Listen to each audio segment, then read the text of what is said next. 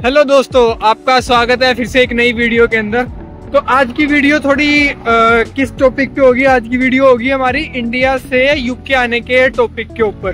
ठीक है, इसके अंदर टोटल सारा प्रोसेस रहेगा कि आप इंडिया से यूके कैसे आओगे, आपको क्या डॉक्यूमेंट चाहिए, क्या यूनिवर्सिटी, ये सब आपको एक एक चीज एक्यूरेट चाहिए जो कि एक स्टूडेंट को फेस करनी पड़ती है इंडिया से यूके आने के लिए। इसमें एजुकेशन, डिग्री, मास्टर आपके फंड वगैरह और डॉक्यूमेंट क्या क्या चाहिए, अगर आपको कहीं प्रॉब्लम आएगी तो उसको कैसे टैकल करना है, वीजा फाइलिंग कैसे करें, उस हर एक चीज पे आज इस वीडियो में बात करेंगे। तो थोड़ा सा वीडियो लंबा हो जाएगा, तो उसको देखना, आप पूरी वीडियो देखना कि आपको पूरा प्रोसेस बताऊंगा कि आज वीडियो में कि इंडिया से यूके आने का क्या प्रोसेस रहते हैं। तो अब मैं अभी घर जाता हूँ, घर जाके अभी वहां से स्टार्ट करता हूँ क्योंकि मैंने जो लिस्ट बनाई है वो घर पे है मेरी, तो वहां से देख देख के आपको सारी मैं बताता हूँ। हाँ, तो भैया अब हम आ चुके हैं घर, तो अब बात करते हैं काम की।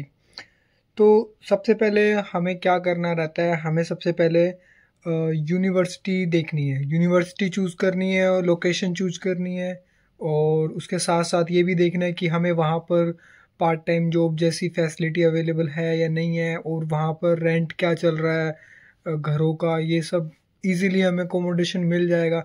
तो वो सब फाइनल करने के बाद, फॉर एग्जांपल जैसे हम ग्लासगो चूज़ करते हैं कि ग्लासगो है, ग्लासगो में यूनिवर्सिटी चूज़ करते हैं कि ग्लासगो यूनिवर्सिटी या कोई एक आधी और यूनिवर्सिटी जो चूज़ करते हैं, फिर हम उसमें अपने ऑफ़र लेटर के लिए अप्लाई करते हैं। ऑफ़र लेटर के लिए हमें डॉक्यूमेंट क्या क्या चाहिए वो आप स्क्रीन पे भी देख सकते हो। ऑफ़र लेटर के लिए हमें तीनों मार्कशीट अपने ग्रेजुएशन की, उसके बाद ट्रांसक्रिप्ट, उसके बाद ट्रांसक्रिप्ट चाहिए आपको, 2 टीचर के LOR चाहिए आपको, और साथ में आपको पीटी का स्कोर, आइल्स या पीटी जो भी है।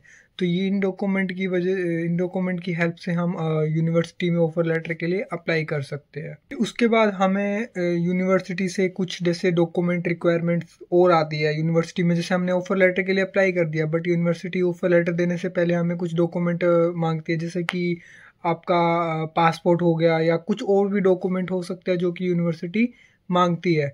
तो वो सब प्रोवाइड करने के बाद आपको एक कंडीशनल या फिर अनकंडीशनल ऑफर लेटर मिलता है। अगर ये सब आप चीज़ें दे देते हो तो आपको वो अनकंडीशनली ऑफर लेटर आएगा, कंडीशनल ऑफर लेटर नहीं आएगा। अनकंडीशनल ऑफर लेटर आने के बाद आपको यूनिवर्सिटी कुछ फ़ीस पेमेंट के लिए बोलेगी, तो आपको फ़ीस पेमेंट करनी रहेगी। वो फ़ीस पेमेंट करके आपको यूनिवर्सिटी कैश के लिए कैश आपका लॉन्च कर देगी। कैश मिलने के बाद जो कैश लेटर होता है, कंफर्मेशन एक्सेप्टेंस फॉर स्टडी, ये मिलने के बाद आप समझो कि आपका 90% काम हो गया, यूनिवर्सिटीज़ की तरफ से आप कंप्लीट हो। हाँ, लेकिन कुछ कंडीशन में क्या होता है कि यूनिवर्सिटी आपके फाइनेंशियल डॉक्यूमेंट भी चेक करती है, क्योंकि जब तक कुछ यूनिवर्सिटीज़ ऐसी होती है कि वो विदाउट फाइनेंशियल डॉक्यूमेंट चेक करने के बिना आपका कैश लेटर नहीं देगी।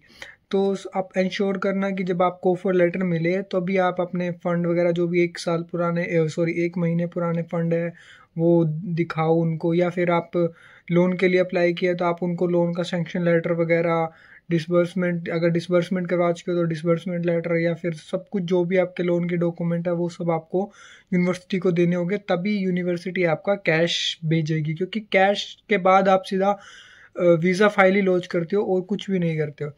तो अब चलते हैं नेक्स्ट स्टेप के। ये तो अभी पहला स्टेप तो हमारा हो गया यूनिवर्सिटी में अप्लाई करना, अनकंडीशनल या कंडीशनल ऑफर लेटर देना, फिर हमारा यूनिवर्सिटीज़ फीस सबमिट करना, फीस सबमिट के बाद फाइनेंशियल डॉक्यूमेंट सबमिट करना, फाइनेंशियल डॉक्यूमेंट के बाद फिर हमें कैश लेटर मिलना। ये हमारे अभी तक 4 स्टेप हो गए। अब चलते हैं 5वें स्टेप की तरफ।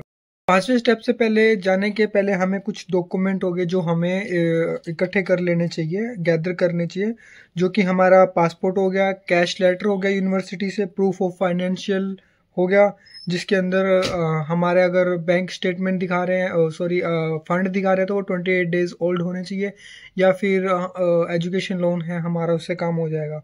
फिर उसके बाद ये आपकी जो एजुकेशन से जितने भी रिलेटेड डॉक्यूमेंट थे, मार्कशीट, ट्रांसक्रिप्ट, LOR और प्रोविजनल सर्टिफिकेट और पीटी के डॉक्यूमेंट, वो सब हो जाएंगे। ठीक है, फिर उसके बाद हम 5वां स्टेप स्टार्ट होता है जो हमारा है वीज़ा फाइलिंग करना।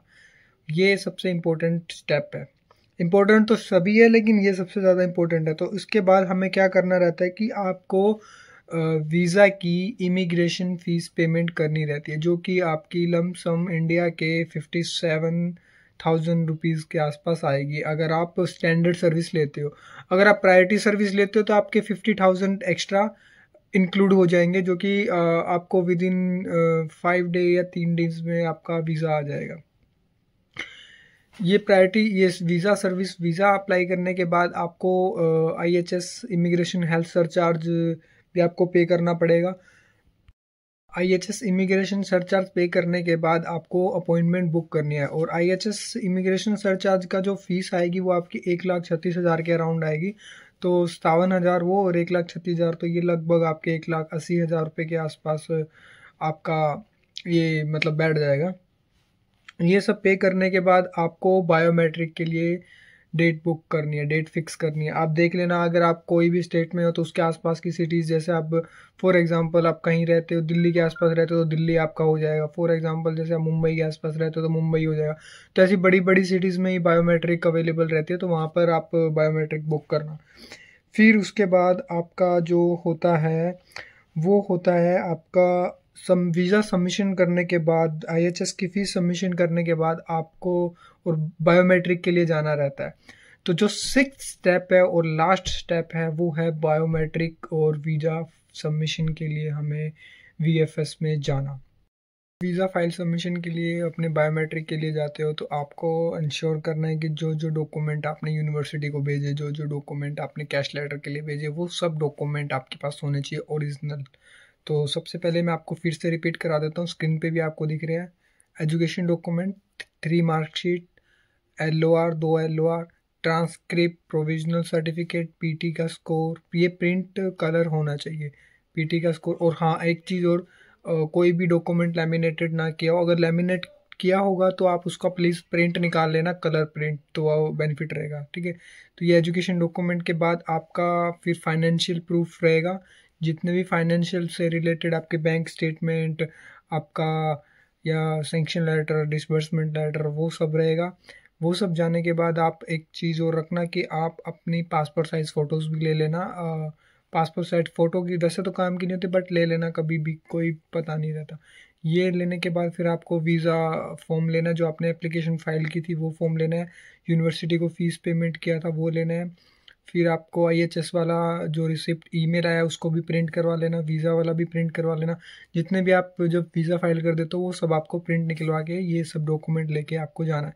इंश्योर कि वहाँ पे VFS में आपको कोई बताएगा नहीं कि ये डॉक्यूमेंट आपको चाहिए या वो डॉक्यूमेंट चाहिए, तो आप अपने डॉक्यूमेंट पूरे कर लेना। बाकी मैंने आपको स्क्रीन पे दिखा दिया। अगर इससे भी कुछ और डॉक्यूमेंट लगे तो आप जिससे भी फाइलिंग करवा रहे हो, एजेंट से या कुछ भी, तो वो भी आपको बता सकते हैं, बट ये डॉक्यूमेंट जो मैंने बताया ये इनफ है। फिर उसके बाद आपको ये डॉक्यूमेंट देने के बाद, आपका बायोमेट्रिक सबमिशन होने के बाद, सब कुछ होने के बाद आपको एक ईमेल आएगा जो कि आप स्क्रीन पे देख रहे हो। ये ईमेल आने के बाद आपको नेक्स्ट डे या फिर कुछ घंटे के बाद ये ईमेल आएगा कि ये वाला ईमेल आएगा कि आपकी जो फाइल है वो UKVI इमिग्रेशन को मिल चुकी है। ये सब काम, अगर ये ईमेल आने के बाद सीधा आपका डायरेक्ट वीज़ा ही आता है। अगर हो सके तो, अगर इमिग्रेशन वालों को लगता है कि आपकी प्रोफाइल में कुछ इंटरव्यू लेना है, तो फिर आपका इंटरव्यू के लिए ही आपको कॉल आएगा, ईमेल आएगा कि आपका इंटरव्यू होगा, इस तारीख को आपका इंटरव्यू शेड्यूल किया जाएगा। अगर इंटरव्यू नहीं आता तो फिर सीधा डायरेक्ट आपका वीज़ा आता है। अगर आप प्रायोरिटी सर्विस लेते हो तो आपका 3 दिन में डिसीजन आ जाएगा, और स्टैंडर्ड में चांसेस रहते हैं 50% के कि आपके वीज़ा के इंटरव्यू आने के। तो आप ट्राई करना, आपको प्रायोरिटी में लो और जिसमें इंटरव्यू ना आने की कोई भी प्रॉब्लम ना हो। अगर आपको वीडियो इन्फॉर्मेशन अच्छी लगी तो प्लीज़ चैनल को सब्सक्राइब और वीडियो को लाइक कर देना। अगर आपको और भी कुछ जानना है तो आप प्लीज़ कमेंट कर देना। ओके, मिलते हैं अगली वीडियो में।